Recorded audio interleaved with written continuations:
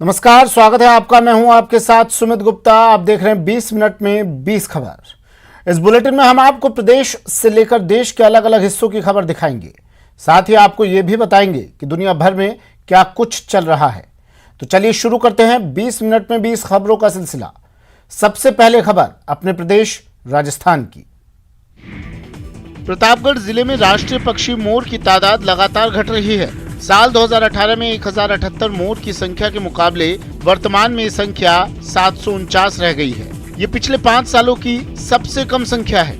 एक साल में ही लगभग 1/4 संख्या घटना वन्य जीव प्रेमियों के लिए भी चिंता का विषय बना हुआ है। मोर की तादाद में जो कमी पिछले समय से आ रही है, इन 10 सालों में बहुत चेंज हुआ है। डेवलपमेंट होने से काफ़ी सारा चेंज आया है। कॉलोनीज बढ़ गई हैं, सिलेक्टेड एरियाज ज़्यादा हो गए, उनकी वजह से बड़े बड़े पेड़ों को काफ़ी काटा। डीएफओ सुनील कुमार का कहना है कि मोर फसलों और सब्जियों को नुकसान पहुंचाने वाले कीट पतंगों, चूहों को खाकर फसलों की रक्षा करते हैं। यहाँ तक कि जहरीले सांप तक को भी खा जाते हैं। मोर किसानों के लिए काफी हद तक लाभदायक हैं। किसानों को भी अपने इस फसल मित्र की सुरक्षा के लिए आगे आना होगा। जैविक खाद कीटनाशक का उपयोग बढ़ाने के साथ ही पेड़ बचाने का प्रयास करना होगा।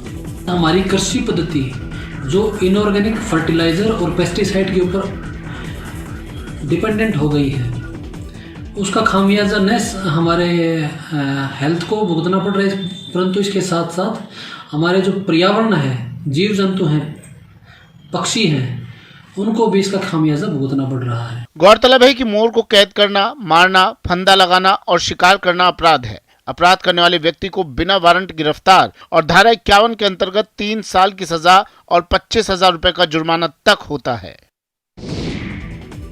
सिरोही की सबसे बड़ी सरकारी गौशाला अनियमितताओं के चलते बंद होने के कगार पर है।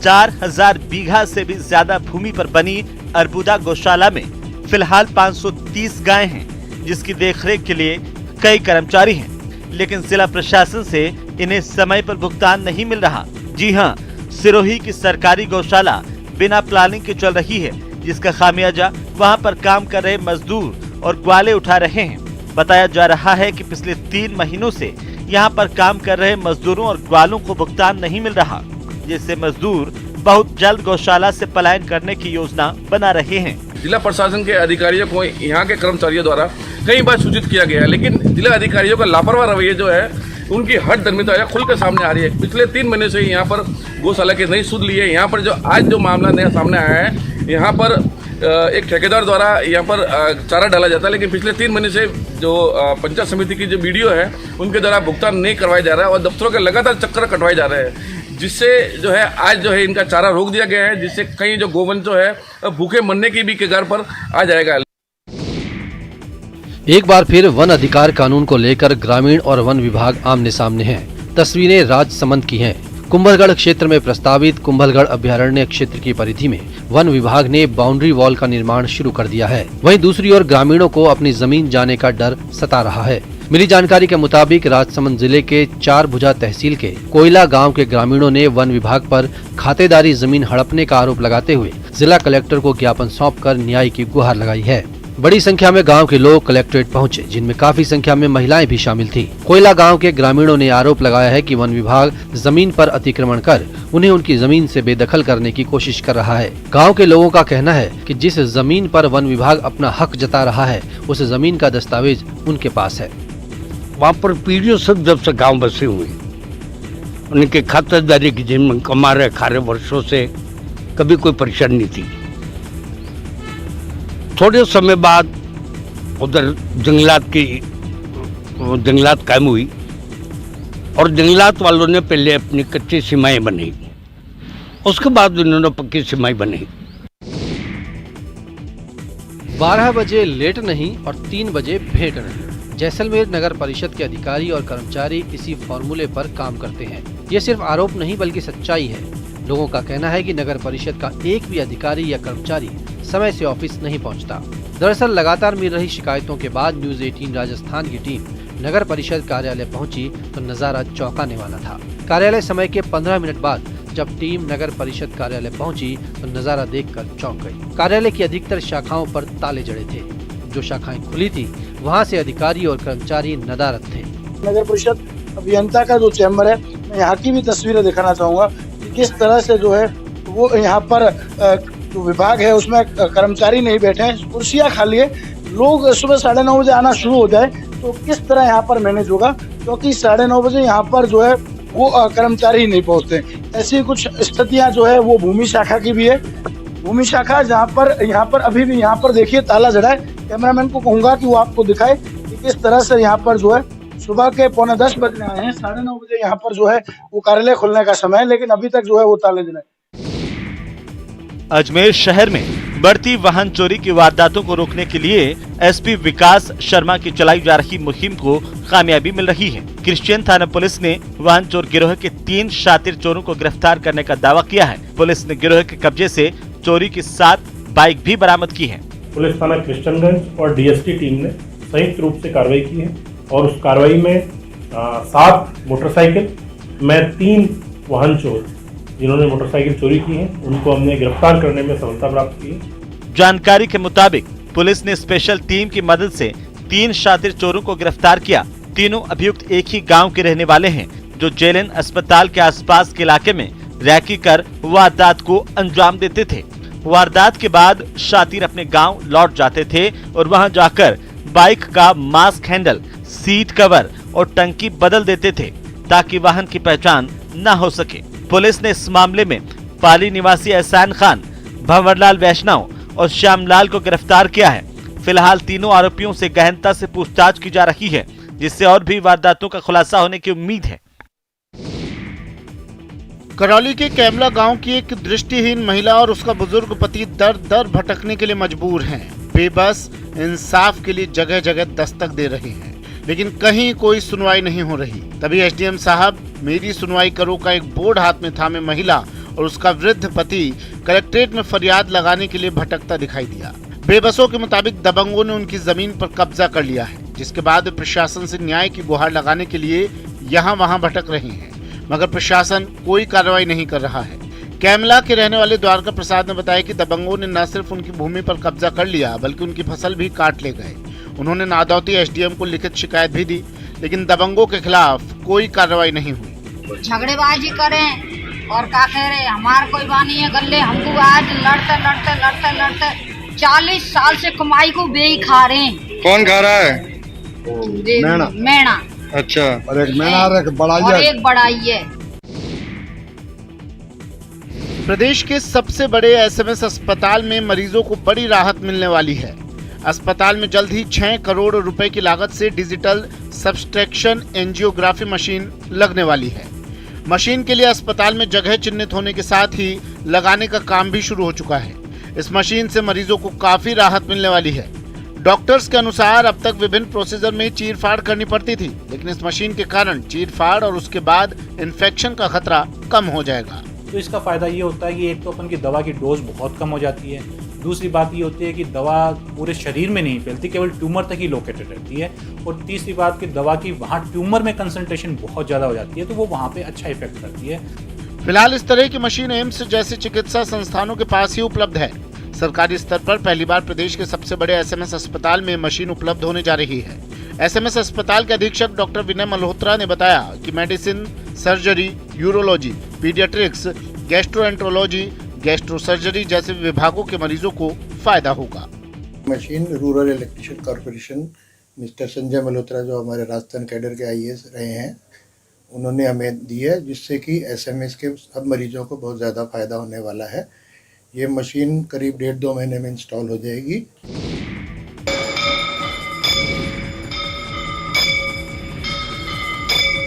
हारे का सहारा बाबा श्याम हमारा। कोरोना के बढ़ते केसेस के कारण बंद किया गया सीकर का खाटू श्याम जी मंदिर अब एक बार फिर श्रद्धालुओं के लिए खुल गया है। मंदिर प्रशासन ने इसके लिए गाइडलाइंस भी जारी की है। दर्शन करने आने वाले लोगों को इनका पालन करना अनिवार्य रखा गया है। इसके अलावा शुक्ल पक्ष की एकादशी, द्वादशी, रविवार और भीड़भाड़ वाले उत्सवों के मौके पर भक्तों के दर्शन के लिए अभी पट बंद रखे जाएंगे। बहरहाल मंदिर खुलने के पहले दिन ही बड़ी संख्या में श्याम भक्त बाबा श्याम के दरबार में पहुंचे। दर्शन के लिए आने वाले श्रद्धालुओं को आरटीपीसीआर की नेगेटिव रिपोर्ट दिखानी जरूरी है या फिर वैक्सीन के दोनों डोज लगे होने के सर्टिफिकेट दिखाने जरूरी है। मंदिर कमेटी ने फैसला किया है कि एक दिन में 15,000 भक्त दर्शन कर सकेंगे। मंदिर परिसर को बार बार सैनिटाइज भी किया जाएगा। जमीन से काले सोने की उपज हो रही है। जी हां, बीकानेर के खजुआला क्षेत्र के किसानों ने बंजर भूमि पर पहली बार साजी के पौधे के बीज लगाकर एक नई पहल की। शुरुआती दौर में किसानों को जरूर हताशा हाथ लगी, लेकिन लगातार प्रयास के बाद आखिर इस बार उन्होंने साजी की एक बड़ी फसल तैयार कर ली है। इसके पौधे को जलाकर काले रंग के पत्थर के माफिक साजी बनती है, जिसका उपयोग पापड़ बनाने में किया जाता है। इस साल नहरों में पानी नहीं मिलने से जहां सीमावर्ती सिंचित क्षेत्र के उपजाऊ भूमि में फसलें बहुत कम हुई, वहीं बंजर पड़ी भूमि पर साजी के पौधे की हरियाली नजर आई।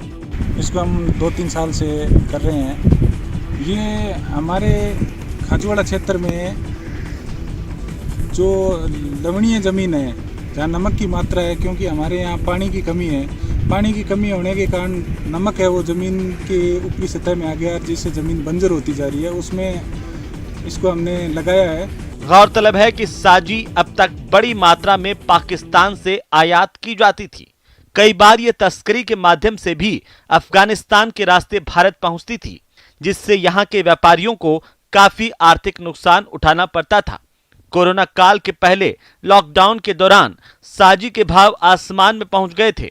बहरहाल अब ऐसा लगने लगा है कि जिस साजी के लिए भारत अब तक पाकिस्तान पर निर्भर रहता था, वो अब खत्म हो जाएगा। तोते तो आपने बहुत देखे होंगे, लेकिन ये उन सब से जुदा है, बिल्कुल जुदा। ग्रे कलर के इस पैरेट का नाम कोको है, जो अब गुम हो चुका है, जिससे इसे पालने वाले खासे परेशान हैं। मालकिन खाना पीना छोड़ चुकी है, इसीलिए पति परेशान है और कोको को लाने वालों को उचित इनाम देने का इश्तिहार लगवा रहे हैं। तोता बताओ इनाम पाओ। सुनकर आपको आश्चर्य जरूर लग रहा होगा, लेकिन ये बात सच है। 16 आने सच। सीकर शहर के एक निजी अस्पताल के संचालक चिकित्सक का पालतू तोता गायब हो गया।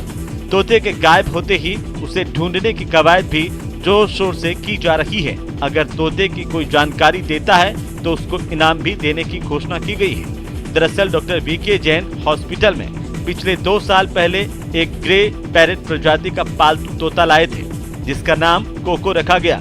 इसकी कीमत करीब 80,000 बताई जा रही है, लेकिन कोको गुम हो गया। डॉक्टर वीके जैन की ओर से दिए गए इश्तिहार में सूचना देने वाले को उचित इनाम देने की घोषणा की गई है। तोता गुम होने और उसका इश्तिहार जारी करने की सूचना शहर में काफी चर्चा का विषय है। ये 2 तोते थे, जिनमें से एक तोता कोको गुम हो गया है।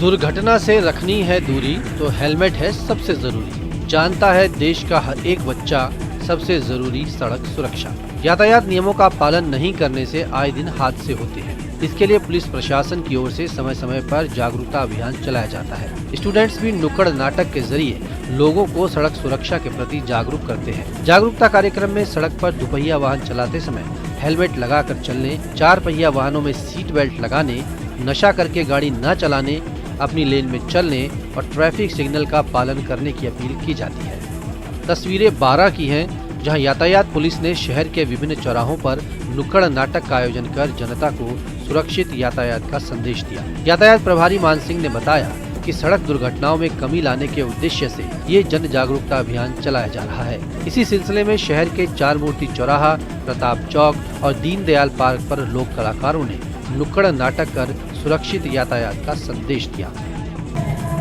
सड़क दुर्घटनाओं में होने वाली मौतों एवं इनकी बढ़ती संख्या को देखते हुए राजस्थान सरकार एवं पुलिस मुख्यालय बड़ा चिंतित है। उसी के संबंध में आम जनता में इसके प्रति जागरूकता पैदा करने के लिए और कानून की जानकारी देने के लिए इस सड़क सुरक्षा सप्ताह का आयोजन किया जा रहा है। उसी के क्रम में आज ये नुक्कड़ नाटक का आयोजन 12 शहर में किया जा रहा है, ताकि आम जनता को पता लगे कि सड़क दुर्घटनाएं किस तरह से होती हैं। बाघ देखने के लिए हर कोई रणथंभौर जाता है, लेकिन सब ठीक ठाक रहा तो आने वाले दिनों में लेपर्ड देखने के लिए लोग झुंझुनू का रुख कर सकते हैं। जी हाँ, सरकार ने झुंझुनू के उदयपुर वाटी इलाके को इसके लिए चुना है। सरकार ने मनसा माता कंजर्वेशन रिजर्व इलाके को लेपर्ड संरक्षण के लिए विकसित करने का प्लान तैयार करते हुए इसकी कोशिश शुरू कर दी है। लेपर्ड सफारी पार्क के लिए 79 लाख रुपए का बजट भी आवंटित कर दिया गया है। इसके साथ ही लेपर्ड को भी इस इलाके में छोड़ा जाने लगा है। उदयपुरवाटी रेंज के अंतर्गत एक हमारा मनसा माता कंजर्वेशन रिजर्व राज्य सरकार द्वारा 2019 में डिक्लेयर किया गया था। इसके पश्चात से हम पूरे एरिया को पक्की दीवार बनाकर वन्य जीवों के लिए पानी की सुविधाएं विकसित करने के लिए, जिसमें हम एनीकट बना रहे हैं, तलैया बना रहे हैं, वाटर होल्स बना रहे हैं। उदयपुरवाटी के वन क्षेत्र की आबोहवा अब तेंदुओं को रास आ रही है। लेपर्ड की संख्या यहाँ तेजी से बढ़ती जा रही है। उदयपुरवाटी उपखंड के मणकसास खोह मनसा माता की पहाड़ियों में जयपुर से रेस्क्यू कर लाए गए लेपर्ड को छोड़ा गया। इसके बाद लेपर्ड की संख्या बढ़कर यहाँ 9 हो गई है। कुछ लोग ऐसे होते हैं जिनकी मौजूदगी ही आश्वस्त कर जाती है। जी हाँ, कुछ लोग खास मिलते हैं जिंदगी में, जिनसे कभी ना बिछड़ने वाला रिश्ता बन जाता है, और CISF के जवान भी उन्हीं में से एक है। तस्वीरें जयपुर एयरपोर्ट की हैं। एयरपोर्ट सुरक्षा में CISF की 22वीं वर्षगांठ धूमधाम से मनाई गई।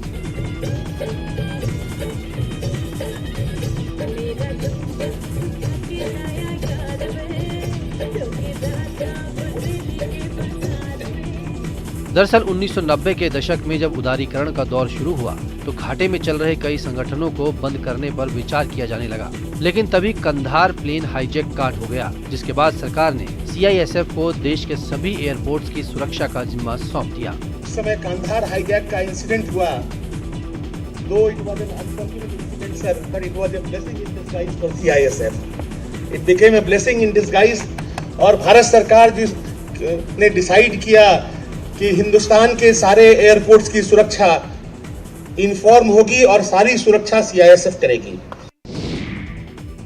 और चलिए अब देख लेते हैं कुछ अन्य राज्यों की खबरें।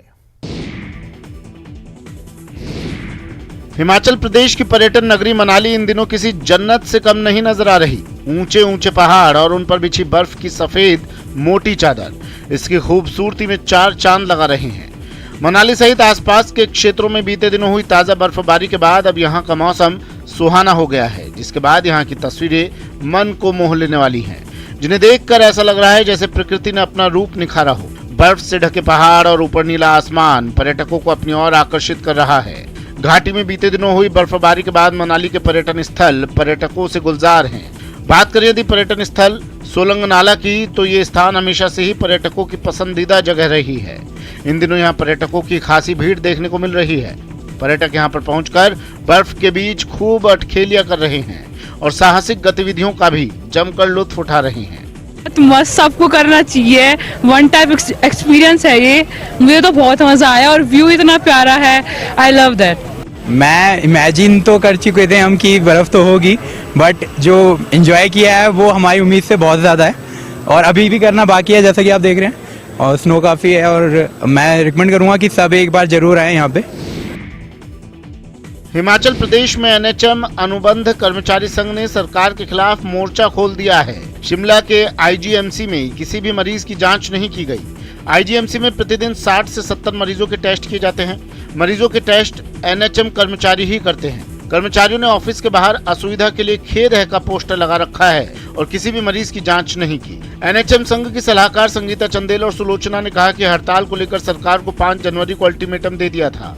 सभी जिला के NHM कर्मचारियों ने CMO के माध्यम से भी सभी अधिकारियों को ज्ञापन भेजा था, लेकिन कोई सुनवाई नहीं हुई। उन्होंने कहा कि अब तक विभिन्न पदों पर कई कर्मचारी नियुक्त हैं, जिनको अपनी सेवाएं देते हुए लगभग 23 वर्ष हो गए हैं। इनमें से कई कर्मचारी सेवानिवृत्त भी हो चुके हैं, लेकिन सेवानिवृत्त हुए इन कर्मचारियों को कोई ग्रेजुएटी का लाभ नहीं दिया गया। सरकार 23 वर्षों से कोई भी स्थायी नीति नहीं बना पाई है। ऐसे में अब कर्मचारियों के पास कोई रास्ता नहीं बचा है। पटना की तरह अब मुंगेर में भी नमामि गंगे योजना के तहत गंगा घाटों को खूबसूरत बनाने की कवायद शुरू हो गई है। जिले में अब 6 से 7 ऐतिहासिक गंगा घाटों को जोड़कर रिवर फ्रंट बनाने की तैयारियां चल रही है। जिले के DM के प्रयासों की वजह से नगर विकास विभाग की टीम ने इसे लेकर मुंगेर में गंगा घाटों का सर्वे भी किया है। गंदगी और कूड़े का पर्याय बन चुकी गंगा घाटों पर अब नमामि गंगे योजना के तहत इसका सौंदर्यीकरण कर उसकी तस्वीर बदल दी जाएगी। नाव में बैठकर टीमों ने कष्टकर्णी, बबुआ, सोंझी, हेरुदियार, दोमांता और भेलवा घाटों का जायजा लिया, जिससे इन सभी को एक दूसरे से जोड़कर रिवर फ्रंट बनाया जा सके। आम लोगों की सुविधा के लिए घाटों पर बेहतरीन लाइटिंग और शौचालय की व्यवस्था के साथ साथ बेंच भी लगाए जाएंगे ताकि लोग गंगा घाट पहुंचकर यहां आनंद ले सकें। उम्मीदें ये है कि रिवर फ्रंट बनने पर यहां पर्यटकों की संख्या और ज़्यादा बढ़ेगी और लोगों के लिए रोजगार के अवसर भी पैदा होंगे।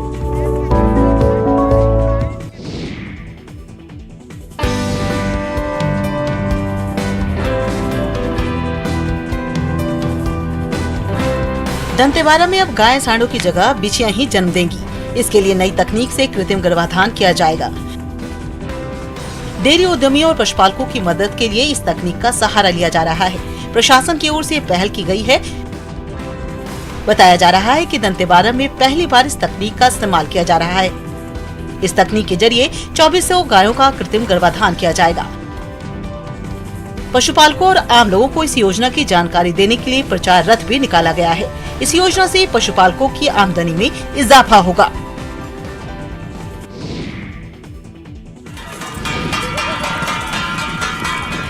बैतूल में बनाई गई है एक ऐसी लाइब्रेरी जो खुद पुस्तक प्रेमियों के पास पहुंचती है। बैलगाड़ी पर बनी है ये मोबाइल लाइब्रेरी। ये अनोखी लाइब्रेरी बनाई है सरकारी स्कूल की एक शिक्षिका ने। अपने छात्रों तक ज्ञान का संसार पहुंचाने के लिए शिक्षिका ने ग्रामीण इलाकों के सबसे सस्ते और सुलभ साधन बैलगाड़ी पर ही लाइब्रेरी बना डाली। कोरोना में जो बच्चे स्कूल नहीं आ रहे, उनके पास ये लाइब्रेरी जाती है, जिससे कि हर बच्चे को किताबें मिल सके। हर रोज किताबों से सजी ये बैलगाड़ी शिक्षा के सफर पर निकलती है और शिक्षिका कमला दवंडे थाली बजाते हुए बैलगाड़ी के साथ चलती हैं। थाली की आवाज सुनकर बच्चे समझ जाते हैं कि मैडम किताब देने और कहानी सुनाने आई हैं। इस लाइब्रेरी में बच्चों के सिलेबस से जुड़ी किताबों के साथ साथ कहानियों और सामान्य ज्ञान की किताबें भी रहती हैं। इतना ही नहीं, शिक्षिका छात्रों को गांव के चौपाल में बैठाकर कहानियां भी सुनाती हैं।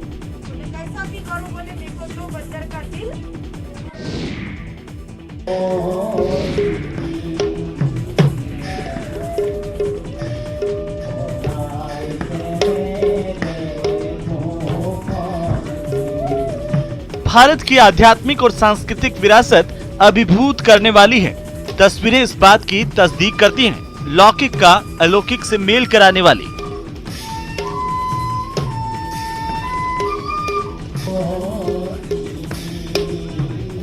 नश्वर का अनश्वर से नाता जोड़ने वाली ये तस्वीरें गुवाहाटी से आई हैं, जहां असम के मुखिया हेमंता बिस्वा शर्मा ने न सिर्फ सांस्कृतिक गतिविधियों का आनंद लिया, बल्कि अपने आवास पर 47 नन्हे भक्तों से रूबरू हुए और उनके साथ पारंपरिक भोजन का आनंद भी लिया।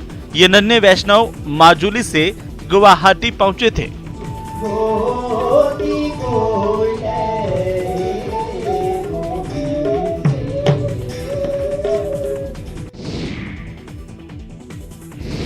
भारत के यंगिस्तान ने कमाल करते हुए अंडर 19 वर्ल्ड कप के फाइनल में शानदार तरीके से जगह बना ली है। सेमीफाइनल मुकाबले में ऑस्ट्रेलिया को 96 रन से हराकर भारत ने लगातार चौथी और ओवरऑल 8वीं बार इस टूर्नामेंट के खिताबी मुकाबले में एंट्री की है। एंटीगा में खेले गए सेमीफाइनल में पहले बल्लेबाजी करते हुए भारतीय टीम ने निर्धारित 50 ओवर में 5 विकेट खोकर 290 रनों का स्कोर खड़ा किया।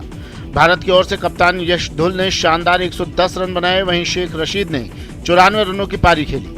जवाब में ऑस्ट्रेलिया की पारी 41.5 ओवर में 194 रन के स्कोर पर सिमट गई। रवि कुमार ने टीग वाइली को 1 रन के स्कोर पर आउट कर भारत को पहली कामयाबी दिलाई।